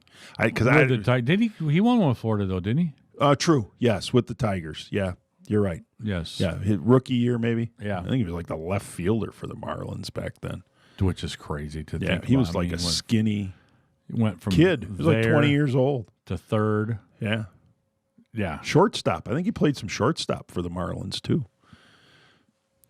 Which speaks to his overall athleticism. Right, and that's why he does have a great glove at first and soft hands when he was playing, when he could move. Sure, yeah. So his movement has deteriorated in recent years, no question. But he is in better shape now. He is. It's funny, when we looked at some of the older video game stuff, he's kind of chubby on those. And, yeah. You know, he got big there for a while. There's no question. But he still can rake. Yeah. So it'll be interesting to see what some of the comparisons are. Again, this was put together by The Athletic. They have a question they throw out there. It says, who would you rather have? And they do it on different things. And just so happened that today's question, actually it was on yesterday's, it was the Tuesday question, was, who would you rather have, 2012 Miguel Cabrera or 1911 Ty Cobb? And so they're going to break down some of their stats. So we're going to kind of dive into that. They're going to break it down. And while we wake you up. Mm-hmm. That's right. And I don't know what this one is. No more messing around. We'll use those words. See? That's what they're talking about right there. And you could squeeze all the stuff that you got loaded on there out of it all over the place. I have never heard that one before. There's that one. That was John. I know that was talking John. about the hot dogs and They're both bun. They got buns. That was epic. Between the brats and the hot dogs to see which one was the best. So, but hey, we'll come back and we'll talk a little bit about Miggy or the Georgia Peach right after this Inside the Cave. We're not just fair weather fans. It's the good, the bad, and the ugly. Whoa! Gross! Hey, it's a tough job, but somebody's got to do it. 96.5, The Cave. I'm Stan the Man, I am, and I have to say it feels quite warm outside today. But summer thunderstorms are now the norm, and older roofs can spring leaks. Pesky roof leaks can creep and seep and make your walls and ceilings weep. Flat roofs are steep. The cats in the blue hats at Diversified Roofing can fix that straight away. Call 1-800-668-1928 today and we'll make those leaks all go away. With Diversified's fair rates, rebates, and financing that's great, that's 1-800-668-1928.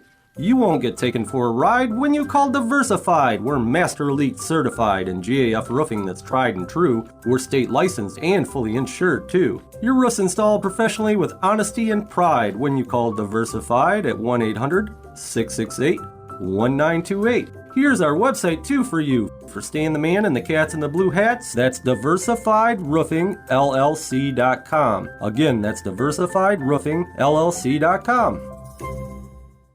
At the CPA firm of Donna Baker and Associates, they aren't just available at tax time. They're available all year long, providing expertise in a large range of individual and business services, including federal and state tax returns, startup planning, and consultation. Directing you through today's complex and ever-changing tax and accounting environments takes more than a once-a-year service. Donna Baker and Associates, partnering with clients to build a successful future. Find them in downtown Adrian, on Facebook, and online at donnabakercpa.com.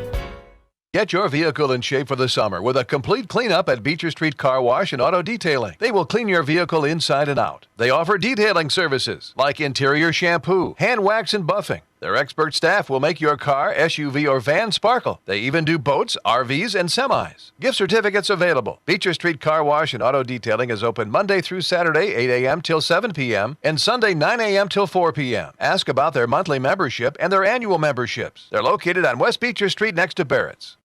Michigan's auto insurance laws are changing, and that means drivers have a lot to think about, right, Steve Hayes? People are going to have to be hands-on on their auto insurance. They've got a lot of choices here, bodily injury limits or your PIP choice. Are you going to stay unlimited or do you want to ramp it down? But one thing hasn't changed. The local independent agents at Hayes Insurance Agency. They know the new laws inside and out. And whether you're one of their customers or not, they'll help you make an intelligent, informed decision. It's not uncommon for us to take calls for 5 hours a day of just questions. I get a lot of paperwork that might be intimidating, and we walk them through it. We don't tell people what they should do. We're going to give them the option. From the simplest questions to the most complex, count on Steve Hayes and his staff at the Hayes Insurance Agency. I want to be the agent that has the most knowledge about these new laws. Call Hayes Insurance, get all the insurance you need. Hayes Insurance, 423-8316. The Springs BP on West US 223 near Onstead Highway is your locally owned one-stop convenience store. The Springs BP Beer Cave is fully stocked and has a huge selection of craft beer along with all of the standards. If you're looking for something a little different, they have a variety of prepared cocktails and drink mixes plus state minimum prices on their huge selection of liquor. The Springs BP also has propane tank exchanges, fishing licenses, and bait. So if you're headed to the lake for the weekend or just heading home, make sure you stop and shop at the Springs BP. As you feel the blades of grass tickle your bare feet, a subtle breeze stirs the green leaves overhead. There you are, sipping a cold drink, admiring the beauty and solitude of your own landscaped backyard. The realization has set in. Calling Sealers Landscape and Design was the best and easiest decision you've ever made. Their 3D design program brought your paradise to life. Now for the tough decision. Where to put the hammock. Call Sealers Landscape and Design at 442-4823 for a free estimate today. I found us a place that wants to hire a few good employees. That's us. Wait, does it pay well? It does, and we can get meals and discounts on all kinds of things. The hours are flexible. They even offer scholarships, insurance, and a retirement plan. Sounds too good to be true. Nope, it's true. McDonald's offers a wide variety of job and career opportunities from crew member to management. We're hiring for both our North and South Main locations in Adrian and at our Hudson Meridian Road McDonald's. Broadcasting live from the heart of Lenawee County, Michigan. Sports Talk Radio with a local angle on Inside the Cave. Weekdays from 7 to 9 a.m. on 96.5 FM. We give opinions and analysis on what's happening in the world of sports. Interview area coaches and players. And get you ready to start your day. Sweet, man. Grab a flashlight, hiking boots, and a compass because it's time to go Inside the Cave. Weekday mornings 7 to 9 on 96.5 The Cave and 965thecave.com.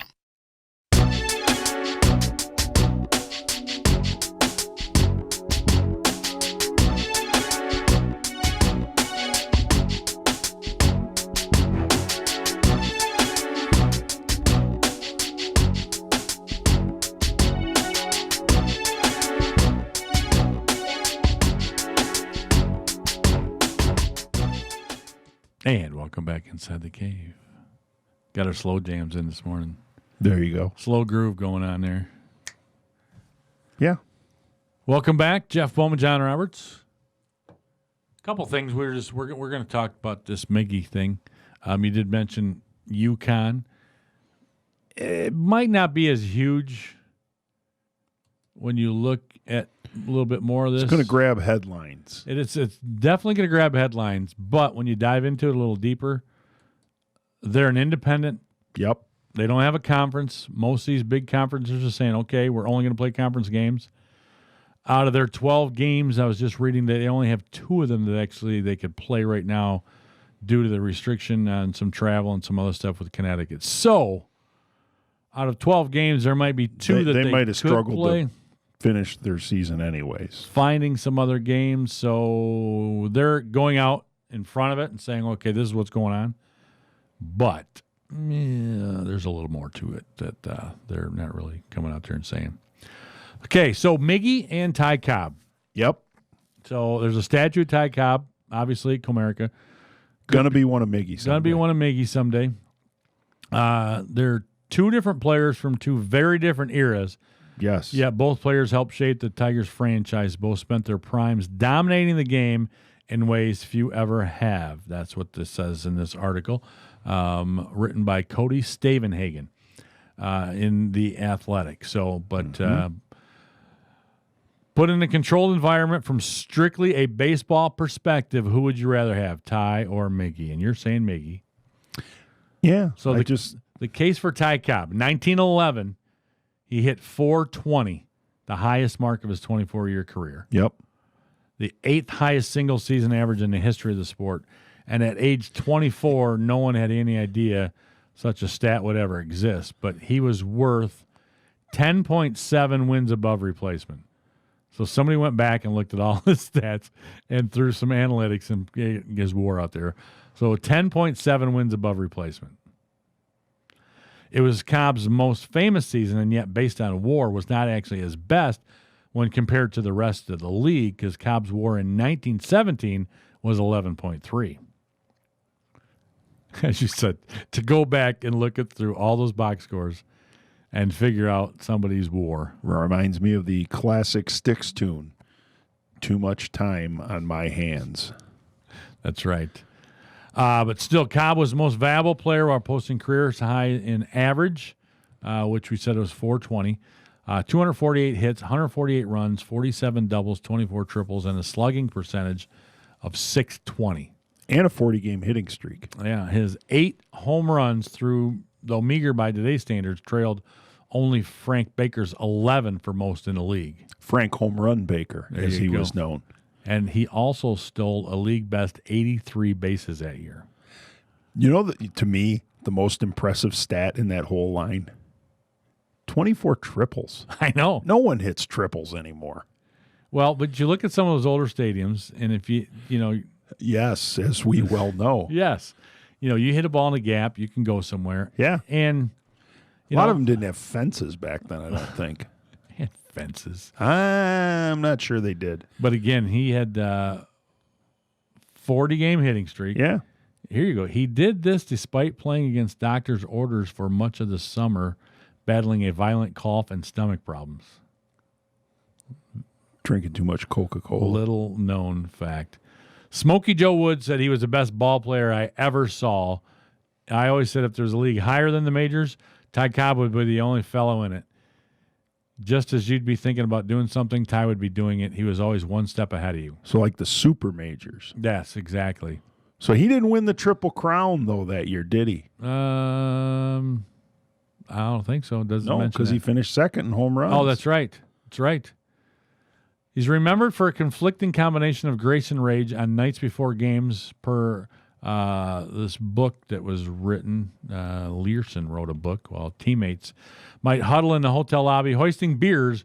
Cobb would sit in his room listening to classical violinist Fritz Kreisler plotting ways to outsmart his opponents. Not that Fritz Kreisler. Kreisler. Not Chrysler Arena. As soon as I read that too, I'm thinking, man, I didn't know Fritz Kreisler was a classical violinist and one of the great football coaches of the early days of college football. But I have observed that baseball is not unlike a war, and when you come right down to it, we batters are the heavy artillery, Cobb once said. Whew. Gripped the bat with his hands apart. Another tactic seems futile today, but was artful at the time.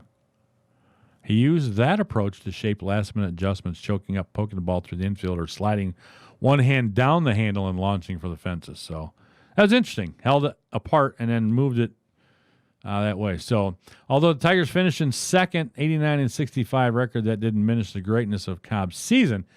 He stole home plate 3 times in 1911. On one occasion, reached base in the first, stole second, third, and home on 3 consecutive pitches.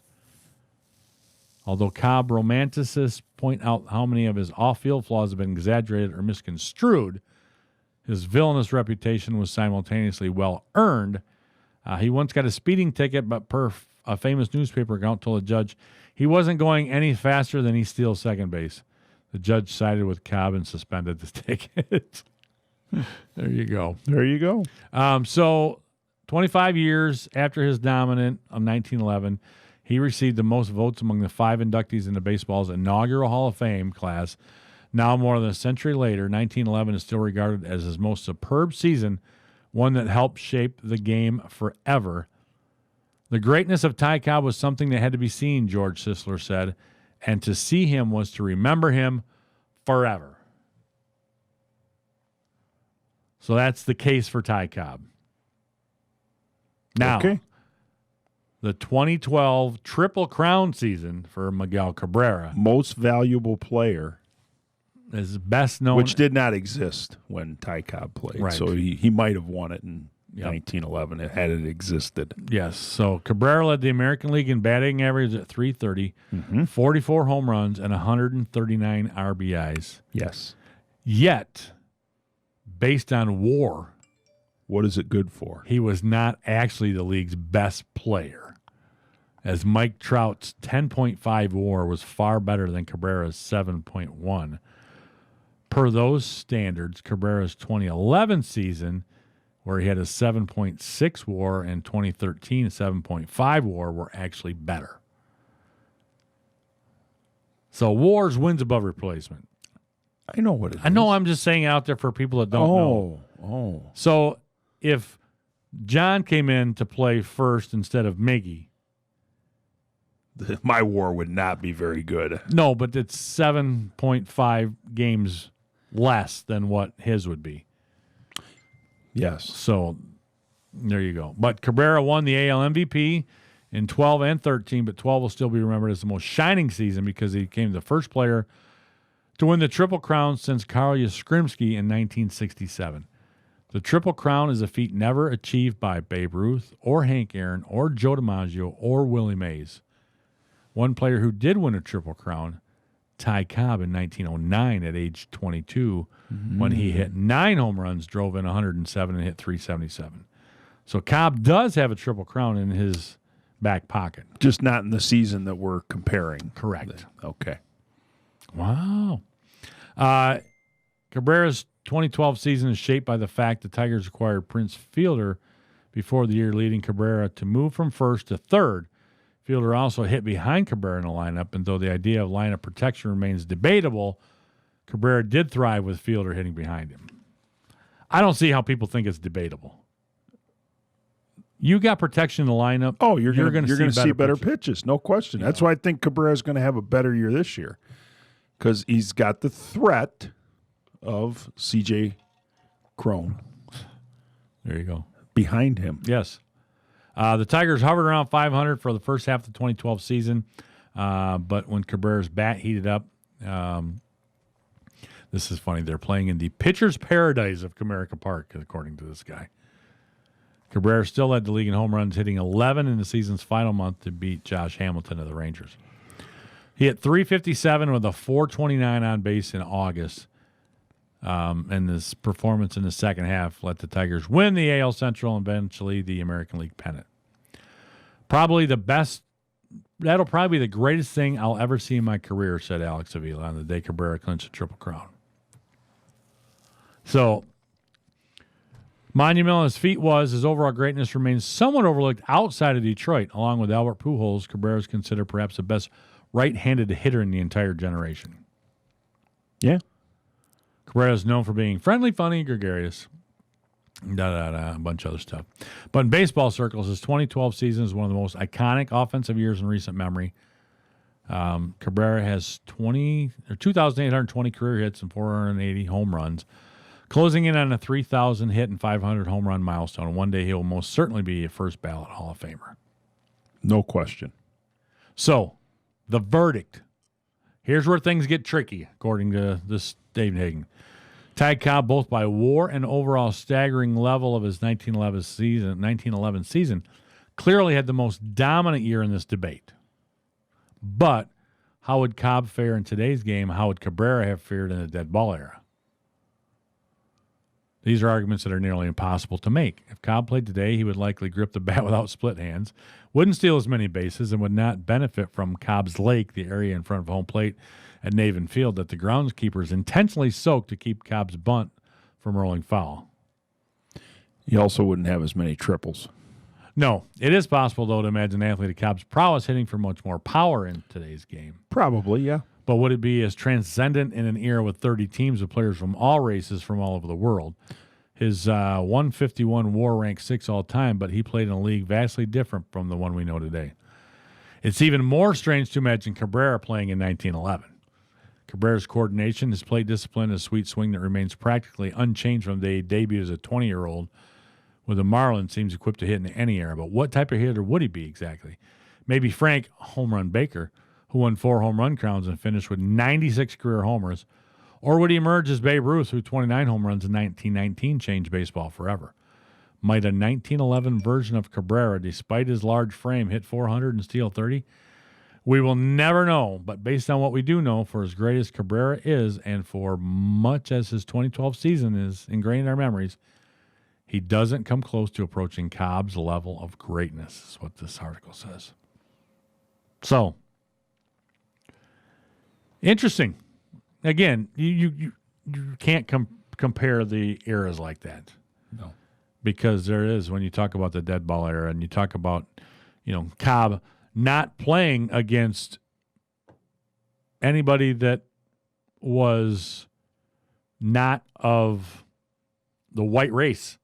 You have no Dominicans, no African Americans, no guys from, Cuba, from Puerto Rico. So it's a different game, total different game. Sure. But again, it doesn't take anything away from what Cobb did. Oh, no. And you can still look at that. I mean, when you're the inaugural Hall of Fame class and you have the most votes to go in there, it's amazing what he did. But so kind of interesting, though, to compare probably the 2 best years from those 2 players and see kind of what they did and how they did it differently to, make their teams successful. So, yeah. All right. We're going to take a quick time out. We're going to come back and talk a little college hoops right here inside the Cave on 96.5 The Cave. The big names, the big games. We get you the story inside The Cave. 96.5 The Cave. Long Motor Sales in Tecumseh is asking for your help. Please do your part and wear a face mask while you're in public spaces. Do it for the kids, if not for yourself. We want our kids to be able to go back to school this fall. A friendly reminder that you can shop Long's current inventory online at longmotorsales.net. New to the lot this week at Long Motor Sales is a white 2016 GMC Terrain. This all-wheel drive SUV is great on gas, roomy, but not too big, stylish, and very well taken care of. Some features include power steering and remote keyless entry. And best of all, only 30,500 miles. Stop in and tell Eric you want to take this car for a ride today. If your vehicle needs an oil change or a major overhaul or repair, take it to Long's Automotive Service. Nathan Long has over 15 years of experience as a certified technician, giving you dealership quality service at a low price. Long Motor Sales and Long Automotive Service in Tecumseh. Long, a name you know and trust. Concerned about what's in your pet food? Wondering if your pet is slowing down because of old age or just something else? Come to Red Mill Pet Supplies. Many pets can benefit by switching to our unique raw food products. They have the highest nutritional value because nothing is lost during processing. Let us help teach you the differences. All your pet's need for a healthier, happier life can be found at 1111 West Chicago Boulevard, across from McDonald's in Tecumseh, and on Facebook at Red Mill Pet Supplies. We all know that Salsarias has fantastic authentic Mexican dishes like the signature Baja chicken salad and the queso blanco. What you might not know is they do catering platters for offices, schools, and events that they will deliver. Holy guacamole! Salsarias is open Monday through Saturday at 11 a.m. for inside and patio dining as well as for carryout. Find specials on Facebook. Call 423-0018 to order or come in and enjoy a beverage from their full bar along with a great lunch or dinner in downtown Tecumseh at Salsarias.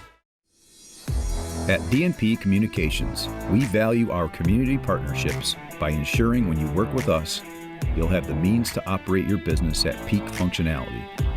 Now, for a limited time, new customers can take advantage of our summer business bundle and get 175 meg internet connection paired with one business class phone line for $124.95 per month.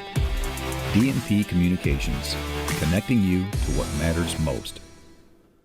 Hi, this is Dennis from Abbey Carpet and Floor, and it's easier than ever to tap into the convenience of smart home technology during the Hunter Douglas Smart Shade Savings Event that's going on now through September 7th. Enjoy valuable rebates starting at $150 on qualifying purchases of Hunter Douglas motorized shades like insulating duet honeycomb shades or dramatic pirouette window shades or the revolutionary Sonnet cellular roller shades, all equipped with the advanced wireless technology of PowerView motorization.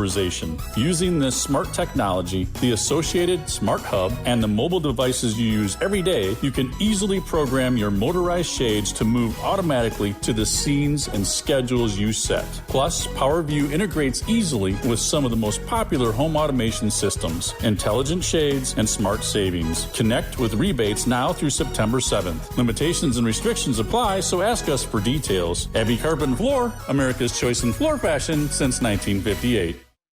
Broadcasting live from the heart of Lenawee County, Michigan. Sports Talk Radio with a local angle on Inside the Cave. Weekdays from 7 to 9 a.m. on 96.5 FM. We give opinions and analysis on what's happening in the world of sports. Interview area coaches and players. And get you ready to start your day. Sweet, man. Grab a flashlight, hiking boots, and a compass because it's time to go Inside the Cave. Weekday mornings 7 to 9 on 96.5 The Cave and 965thecave.com.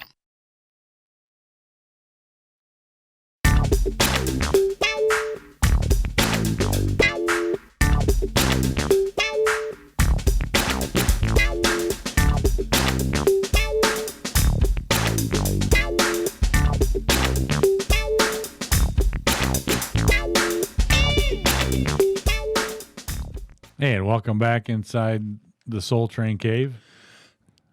Some good stuff this morning. Don Cornelius. Soul Train. That was not good. I know it. I can't get that. You could do better, I bet. I know. Don Cornelius was the man. Yes. He was the man. Oh, man. Okay. Little hoops talk. Little hoops. And I just saw an interesting thing just popped up on the Freep this morning as well. If we have time, I'll mention it. Okay. Big Ten basketball winners and losers after the NBA draft decisions. Illinois, a few teams benefited from their players' draft decisions more than Illinois. Io DeSumnu decided he was going to stay, and Kofi Coburn decided he was going to stay. One. Literally and figuratively. Yes, Indiana, they didn't have anybody declare. Iowa, huge for them.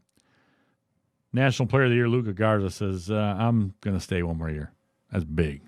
Big for Iowa. Big for Iowa. Maryland lost sophomore guard Jalen Smith to the NBA, and Anthony Cowan graduated. They're in need of some points. Let me get down to other people, and then we'll talk Michigan State real quick. Minnesota, Daniel Oturu put up big numbers. He's off to the NBA. Point guard Marcus Carr decided to return. Nebraska had one player leave early, but he's announced his transfer to South Alabama, so no big deal there for Nebraska. Northwestern, and it's Nebraska. Northwestern, no players decided to declare early on a team that went 3-17 last year. Imagine that. Stunner. Yeah. Ohio State, of the 3 Buckeyes who declared, only one will return. Point guard C.J. Walker will be a senior. Caleb Wesson opted for go his senior season, and it was expected that Alonzo Gaffney, who played sparingly as a freshman, declared for the draft, will instead play next season at a junior college. So that's a big loss there. None of the other remaining 4 schools had any players with eligibility to declare for the draft. So, and Michigan State losing one. Xavier Tillman said he's going to go, but Aaron Henry decided to stay. So bit of a wash. Yeah, I think so. I mean, yeah, probably. And Michigan, Isaiah Livers, the only one who really said he was going to. Decided to come back, which was good. Franz Wagner initially thought about it, but he never actually entered it. Real quick came back. Yeah. So, good news for the Spartans and the Wolverines both. Yep. Good news. So nothing on the scheduling front. We're looking for that. We're looking. Big Ten. Nothing. But here we go. This is interesting. I never knew this. Detroit Tigers pulled off a historic trade with Cleveland 60 years ago, swapping managers. Oh. It happened once in baseball history. For his 58th birthday on August 3rd, 1960, and his only year as Tiger president and general manager, Bill DeWitt pulled off his 4th trade of the season with the Indians. General manager Frank Lane, when Detroit sent manager Jimmy Dykes to Cleveland for manager Joe Gordon, who previously served as a Tiger scout and coach. As a technicality, the managers were dismissed by their respective clubs and then signed with a new club. According to the Free Press writer back in the day, the idea was hatched by DeWitt when he told Lane weeks before, why don't we make a really big deal and just trade managers? Those crazy cats back in the 50s. The 6th place Tigers had lost 12 of their last 15, 9 by 1 run, and the 4th place Indians lost 18 of the last 25. The move was made to shake up both teams. I got it. Big Ten schedule. Nice. I got it. Okay. Ready? Let's go. Got to blow it up first.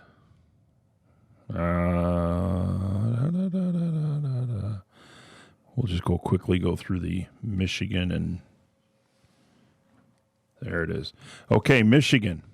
Now, quickly before you do this, yeah, is there like breaks? Does it have the dates? Yes, it does. Okay, so I'm wondering if there's like, there are breaks. I see blue blocks. Okay, there are breaks. Okay, ready? Mm-hmm. Here's Michigan.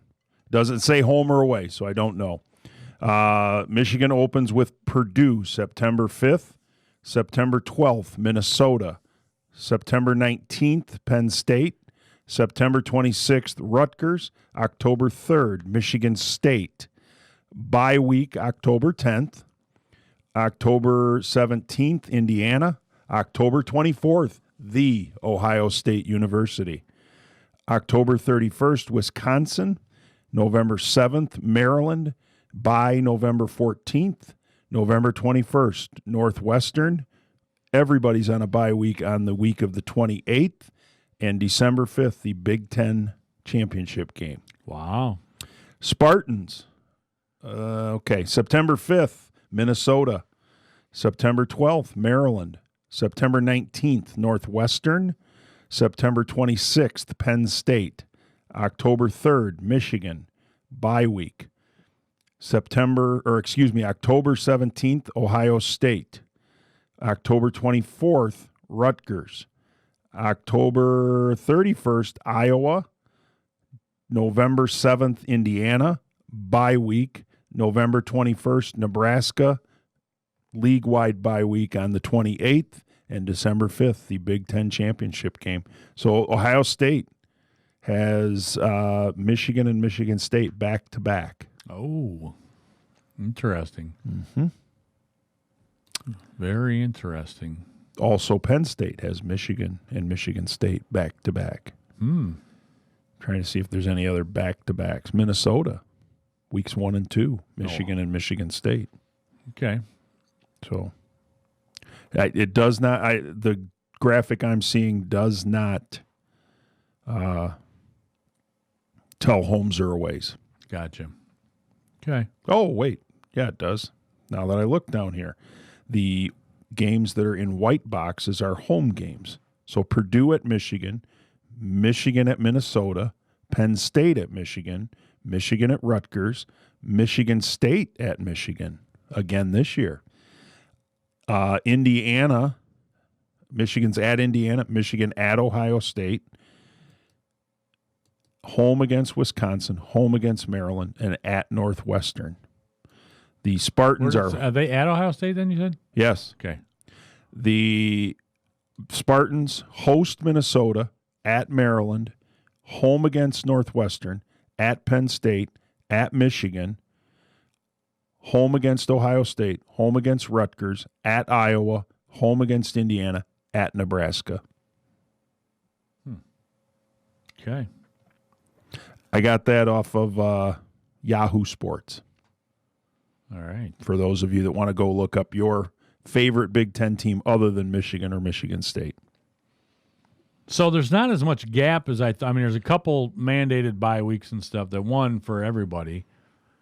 I was wondering if there'd be more. I'm going to retweet that. So when Duffy was talking about it, recently too, one of the things that was kind of talked about was some having a couple weeks in between some games and stuff too. Mm-hmm. It'd be, so there is some flexibility there, but not as much as I thought there may be when it was talked about. But we'll also see the fact that if a team like Rutgers can come out of it, or if something happens with one of these teams and then you have a bye week with maybe somebody that doesn't play. So it's out there, everyone. What happens with it and when they're playing, if they're playing, is a whole nother scenario. But we'll see, because of the fact that there's still a lot of variables out there whether these games are going to be played. Yeah. I'm a little surprised. Michigan State at Michigan again this year. Yeah. 2 years in a row. Mm-hmm. Yeah, I'm not sure. Well, they got to balance at 5-5, so that may have been what they had to do to make everybody's schedule balance at 5-5. Yeah. Well, wasn't it a couple years ago when they shifted? Michigan played at Michigan State 2 years in a row. Back to back, yep. Yeah, so no big deal. Yeah. I guess, no. Come on, Spartan Twitter. They haven't put anything on about this. Yeah, well, it's Spartan Twitter. I don't want to, but every other Big Ten school's got it on their Twitter account. Do they already? Yeah. Except for the Spartans. Oh, there it is. 27 seconds ago. They were a little late to the game, but they got it. They made it. Under the deadline. Good job, Spartan Twitter. Well, so there you have it. The schedule. Yeah. It'll be the Michigan-Ohio State game, October 24th, 2020, on Fox. We're already getting TV, what channels they're going to be on. But there's no times probably for any of those games. No, but I'm sure that Michigan-Ohio State will be noon. Although if you were ever going to move it off of a noon start time, in a crazy year like this might be the one to do it. Yeah. It's going to be so weird to not finish the season with Michigan, Ohio State. Right. And I know. That's the odd thing. When you said that's when it was, I'm like, well, wait a minute. Yeah. It's in like week 5. Oh, no, that's the Michigan. Week 6. 1, 2, 3, 4, 5, 6, 7. Sorry, I can't count. Home against Purdue, home against Penn State. They're home. It's almost every other week they're home and away, but there's a almost. Yeah. They got a 2-game road trip to Indiana and Ohio State, followed by 2 at home with Wisconsin, or Wisconsin, as Bob Greasy says, and Maryland. See, we were talking earlier about the top number 15s in Michigan sports history. Yes. Did you see the ones that were listed there? Yeah, Vinnie Johnson. Elvis Gerbach. Elvis Gerbach's a good one. Greg Jennings. See, I don't even count him. See, Western Michigan? Yeah. Okay. They had to dig deep for that one. And Brandon Inge. Yeah, he won't win. I don't dislike Brandon Inge. He's not going to win. Vinnie Johnson's going to win. Vinnie should win it. Yeah, he should. All right. Well, once again, good show this morning. Let Ian sleep in. He can come back for me on Friday, so it'll be Ian and Pat on Friday. And Ian and John tomorrow. Ian and John Kane tomorrow. So keep it tuned. They'll probably talk a little Big Ten football schedule as well, I would think. And just keep tuned all day. We got Pat McAfee on vacation. His wedding, his honeymoon. Honeymoon. So I'm not sure who's going to be filling in for him today. But then listen to Huge, because he'll probably talk a little bit about the scheduling as well at 3 o'clock right here on 96.5 The Cave.